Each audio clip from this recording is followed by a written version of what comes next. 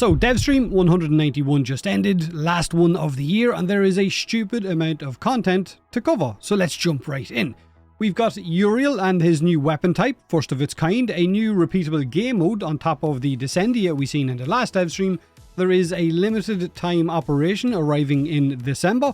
There is focus abilities turning into full-on anime ultimates. There is the Devil Triad stuff and vendors. There is Operator Drifter glow-ups.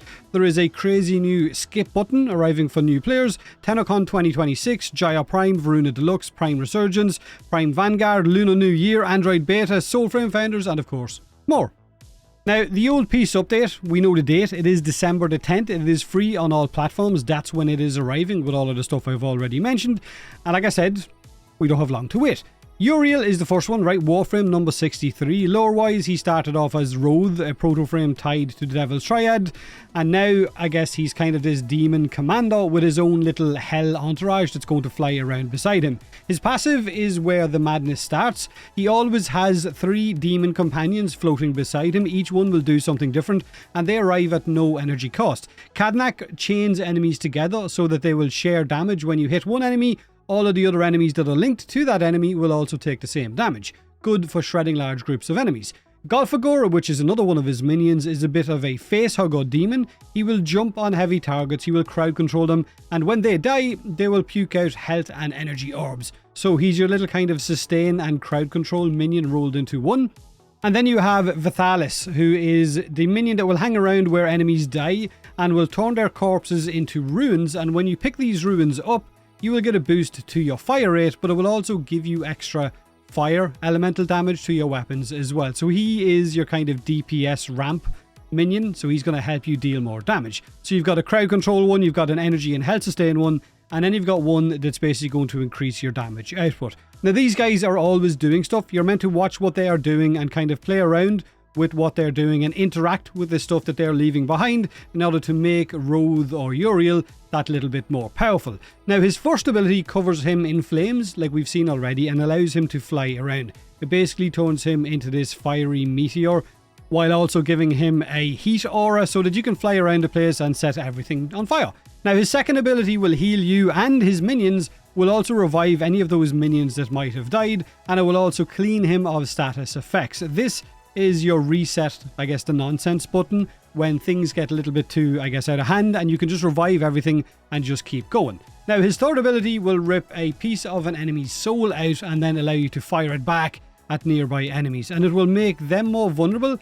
And if your first ability is active at the time of casting this, then that soul that you, or that soul projectile, will carry the fire aura that you would have had when you have the first ability active, and it will do that little bit more damage to enemies and spread more fire around.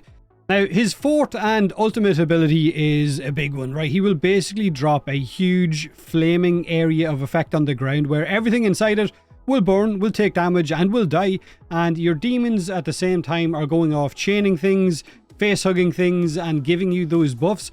And I know it was in the simulacrum when they showed it off on the dev stream, but it did give me very heavy kind of original World on Fire style vibes from Ember, but it might not be that powerful. Now, on top of all of that, his demons actually react when you emote with Uriel as well. So if you bow as Uriel like they did on the dev stream, your minions do little bows and cheers at the same time. Now, as well as showing us Uriel's abilities, they also showed us Uriel's new signature weapon, the Vinquibus. This is Warframe's first true bayonet weapon, so it's a new weapon type. When you equip it, it will fill both your primary slot and your melee slot. It has its own melee stance, and both the gun form and the bayonet form, the melee form, are moddable separately. So it is a new weapon type coming to the game. Now, the gun mode is a semi-auto fire rifle with a classic kind of M1 Garand style vibe to it, especially with the ping when you run out of ammo when the magazine is empty. And the melee mode is just a full-on stabby thrusting bayonet that allows you to charge at enemies but also slam and throw in different combos as well. It does look quite good. Now, the clever bit about this is there is synergy between having it as a primary weapon and as a melee weapon, where headshots in the gun mode will ramp up your melee damage, and melee kills in the melee mode will boost the ammo efficiency of your rifle. So the game is actively rewarding you for playing that loop of shooting enemies to buff your melee and then stabbing enemies in order to, I guess, give yourself more ammo efficiency, and then rinse and repeat.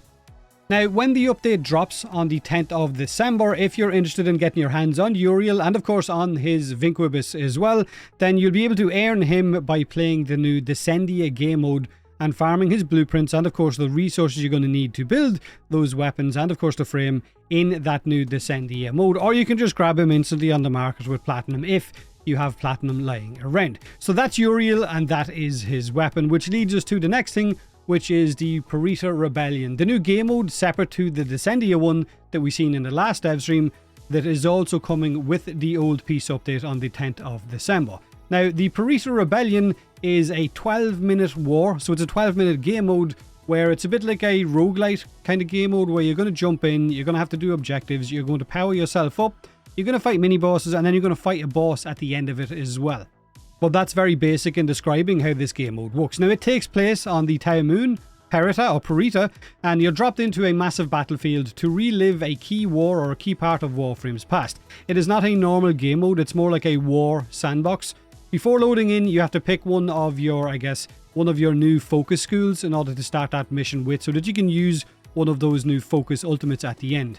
Once you're in the game mode, like I said, it is very simple. It is a 12-minute war. You've got 12 minutes to complete as many mini objectives as you possibly can across that battlefield.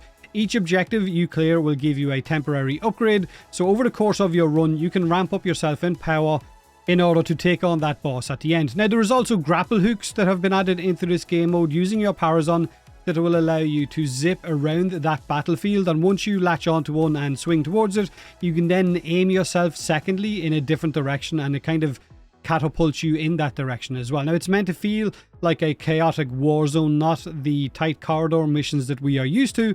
And while all this is happening, something else can happen in the Perita Rebellion where the Prime Vanguard can drop in and try and ruin your day. Now, the Prime Vanguard are the 6 Prime Warframes, Ash, Volt, Mesa, Protea, Amber and Caliban, reworked into mini boss encounters. They are part of the new Anarch faction, which we're going to be fighting in the Perita Rebellion, which are the Dax and Grineer units combined together with the Prime Vanguard. And when one of these Prime Vanguard spawns into your mission, they have had a little bit of a rework as to how they operate. Their abilities are more telegraphed and tuned to feel like proper duels instead of just a bit of an Eximus unit in the corner, so they can show up mid-run and hunt you, forcing you to actually pay attention to what you're doing. Now, at the end of the Perita Rebellion 12-minute war, you're going to have to fight a boss. Now, on the Devstream, they showed us fighting the Hunulus, but there is 2 other bosses as well. And the Hunulus fight that we seen was basically a multi-phase weak point, grapple point, movement boss fight, and in the later phase it transitions into an Arcwing aerial fight. In the first phase, Megan was using hooks, managing to avoid the void damage on the ground while also avoiding the big sweeping attacks from the boss, while shooting the weak points on the Hunulus, kind of like what you would with an Eidolon, until you could eventually make it vulnerable to damage and then just shoot it in the face. And then eventually it transitioned into that Arcwing fight. Now, the Perita Rebellion is going to be one of the main repeatable hubs or mission types from the old piece. It's where you're going to farm resources, it's where you're going to build up the new focus system stuff, and it's also where you're going to push your Tauron Strikes and the new mods that's kind of coming with those as well, or the gear related to the new focus upgrades as well. But I'll get to all the focus stuff in a minute. Since we are talking about the Perita Rebellion, we may as well talk about the operation, the limited time operation coming in December called the Blood of Perita. This is basically an operation that's going to start on December the 16th and run until January the 6th, all the way through the holiday period. And during that window, you'll be running the Perita Rebellion and specific alerts that will show up on your star chart to earn a special currency called the Marks of Valiance. Now, you're going to turn those into Roth of the Devil's Triad, the same Roth who basically is Uriel, and he will have a reward shop for that event. And what you're going to get in that is things like the evolving chest armor, and then there is the exclusive player titles that you're going to be able to buy off him as well, and returning operation rewards for some previous events. Now, it's important to note that you cannot take part in the Blood of Perita operation if you haven't finished the old piece quest. That's why the event doesn't start until the 16th. It's going to give the player base time to actually clear the quest first. Now, if you care about cosmetics and titles, then the plan is pretty much simple. As soon as the update drops, do the quest to get it out of your way, and when the operation is ready to go live on the 16th of December, then you can just jump in and start farming that as well. Now, that leads us to the Focus School, rework and all the upgrades, and of course the Tauron Strikes that's coming with them. Now, instead of just passive bonuses and smaller actives of your Focus School, it is getting a giant kind of cinematic ultimate called a Tauron Strike. These will sit on top of your existing focus trees. Each Focus School is getting new nodes that will revolve around your Tauron Strike, and you will unlock and upgrade them with using a mix of your existing focus that you have. If you've been playing for a while, you might have quite a bit built up, as well as resources that you're going to earn from Tau content like the Perita Rebellion. Now, if you're wondering what each one of these focus Tauron Strikes looks like, then don't worry, I'm just about to show you. We seen the Narrowmon one during Tennocon last year, which was that huge exalted blade, that massive sword that you could aim and take out that massive turret. And since then, we've also seen the Uriel one, which is basically a massive hammer that you can slam into the ground, and apparently it will keep sending out shockwaves. Now, we haven't seen the Midori's one, which is basically a bow that will fire into the sky, calling down a barrage of explosive void arrows. So it's basically rain of arrows.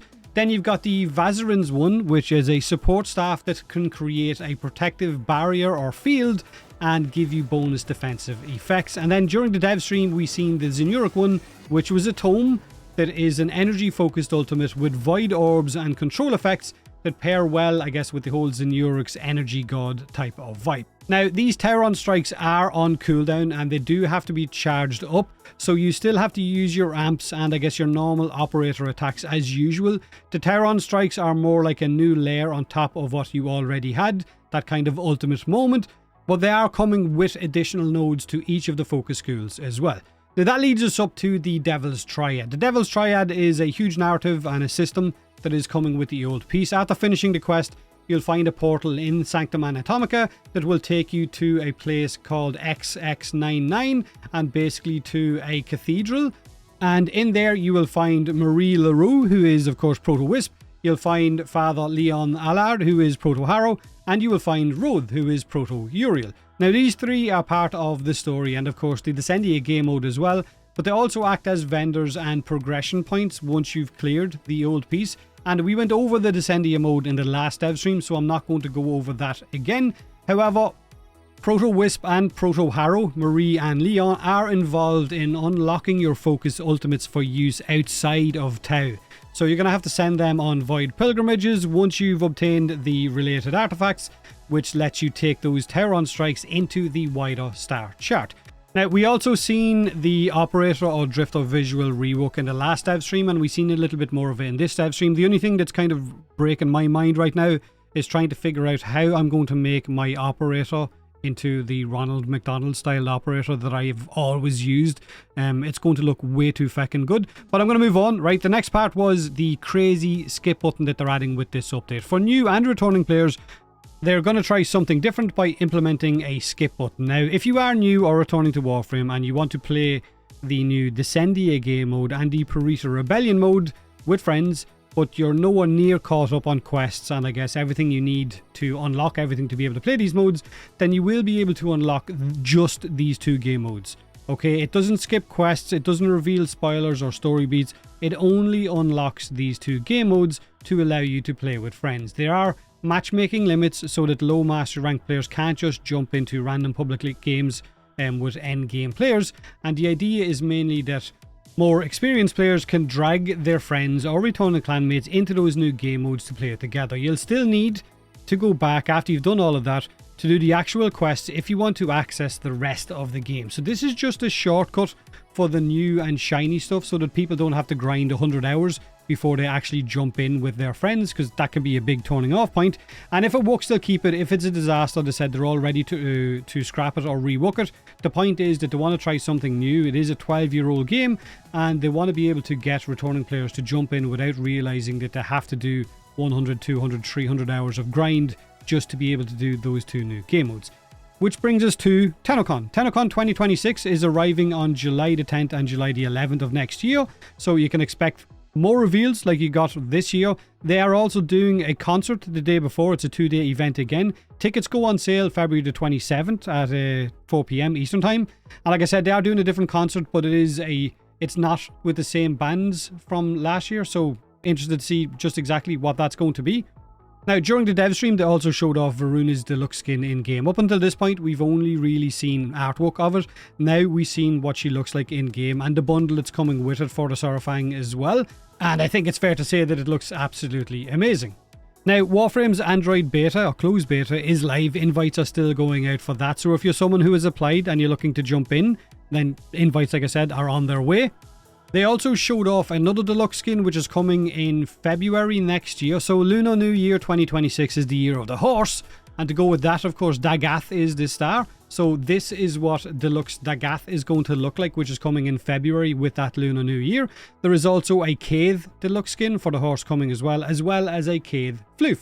They've also confirmed that they're going to be at the Game Awards show the day after the update goes live. Is the Game Awards show on the 11th or 12th? So the update goes live on the 10th and the award show is the 11th or 12th.